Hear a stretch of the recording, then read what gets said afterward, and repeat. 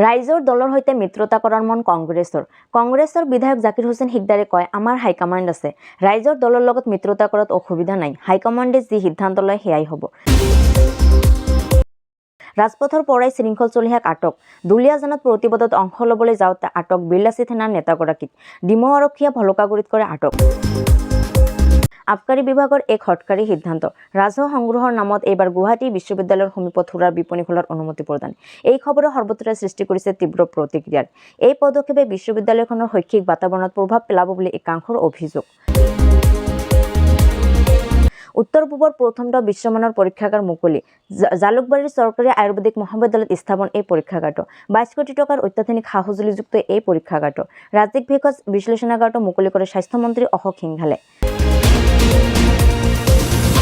মোদী চৰকাৰৰ পূৰ্বে আনে পাকিস্তানক কেতিয়াও উচিত প্ৰত্যুত্তৰ দিয়া নাছিল। অপাৰেচন সিন্দুৰ প্ৰধানমন্ত্ৰীৰ শক্তিশালী ৰাজনৈতিক ইচ্ছাশক্তিৰ ফল। অপাৰেচন সিন্দুৰৰ বিষয়ে সমগ্ৰ বিশ্বতে চৰ্চা চলিছে।